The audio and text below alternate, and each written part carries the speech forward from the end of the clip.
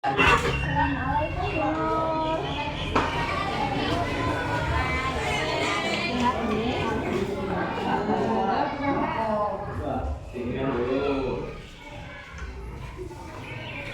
kabarnya? Alhamdulillah baik.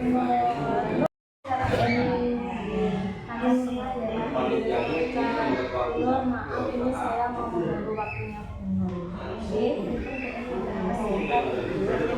Aduh, monggo. Ada tugas CDP modul dari satu tentang menyelesaikan tugas tersebut. Saya mengundang Bunur untuk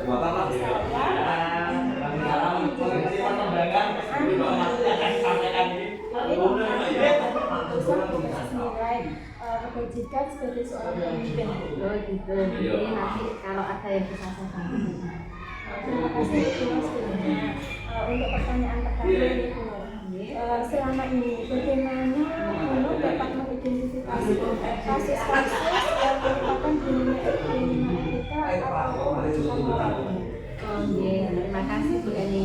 Kita di setiap tempat, dimanapun itu pasti ada namanya permasalahan.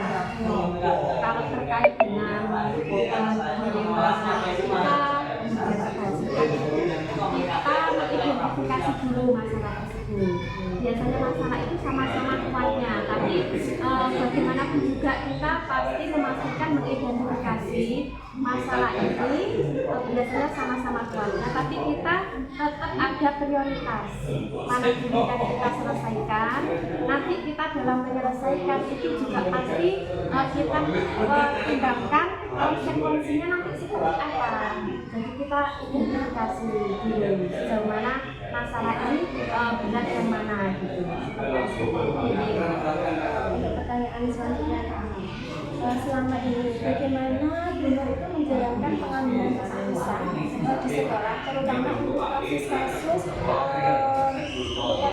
di mana ada dua kepentingan yang sama-sama benar atau sama-sama mengambil nilai kepentingan. Kalau memang sama-sama ternyata kita identifikasi dulu kasus yang pertama dengan kasus yang kedua. Seumpama kita mendahulukan kasus yang pertama, nanti kita konsekuensinya seperti apa, seandainya itu nanti kedepannya itu pengaruh manfaatnya itu lebih besar, maka itu kita dahulukan. Nanti istilahnya itu memang sama-sama berat, tapi tetap ada yang kita menjadikan prioritas dan kita melihat nanti konsekuensinya seperti apa di akhirnya. Pasti di antara dua kasus ini ada yang lebih diprioritaskan. Kalau untuk langkah-langkah atau proses seperti apa yang biasa dilakukan selama ini? Kita di samping pertama melihat dulu identifikasi dulu kasusnya tersebut. Yang kedua kita melibatkan beberapa pihak. Nanti yang bermasalah ini otomatis kita bisa dengan pendekatan hati ke hati lah.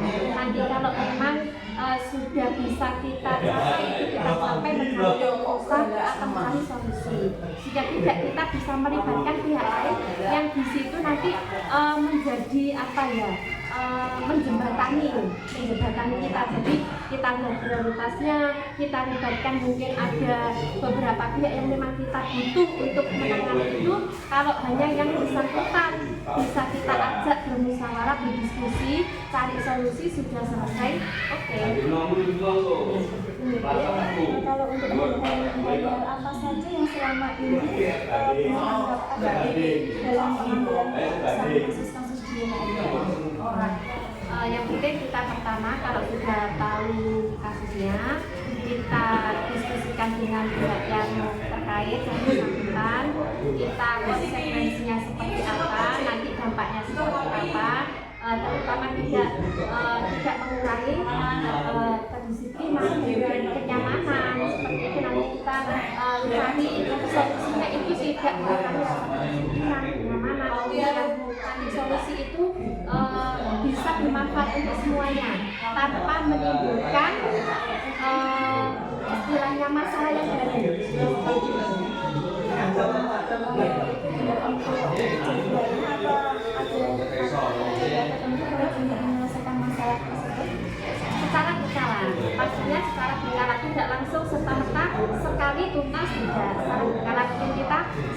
sharing dengan masalahnya.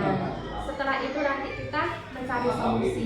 Nanti dari solusi itu konsekuensinya atau dampaknya itu seperti apa? Itu secara bicara nanti kita lakukan. Adakah seseorang atau faktor-faktor apa yang selama ini mempermudah atau membantu Bu Nur dalam pengambilan keputusan dalam kasus-kasus di Jakarta ini? Kalau selama ini, kalau memang itu masalah bisa kita atasi sendiri, kita atasi. Kalau memang sudah kita tidak bisa, maka kita bisa sharing dengan atasan kita. Mungkin Bapak kenalan, kita sharing ilmunya, bagaimana solusinya supaya dampak tidak terlalu berdampak kepada yang tidak kita inginkan, berdampak negatif seumpama. Kita menginginkan semua masalah ini nanti di endingnya itu semuanya itu nyaman, tenang, dan berdampak positif seperti itu. Kolaborasi, kita melibatkan pihak-pihak yang bisa memberikan masukan kepada kita. Bisa juga guru yang mempunyai pengalaman dan itu mungkin bisa kita ajak sharing di sana. Mungkin pagi depan kalau memang pas kita ada ketemu apa gitu, ada masalah seperti itu, kita sharing bersama bisa. Kita berkolaborasi dengan orang-orang yang memang punya skill di bidang itu. Semua hari ini yang belum sampaikan tadi, pembelajaran apa yang dapat dipetik dari pengalaman Bu Nur untuk mengambil keputusan di dunia etika ini?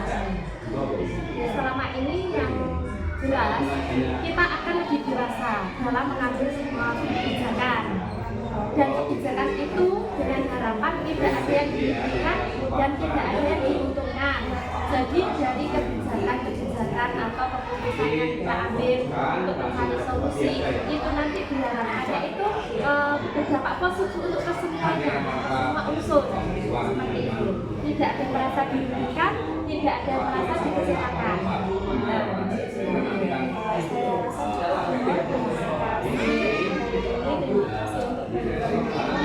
Semoga Bu Nur lebih mudah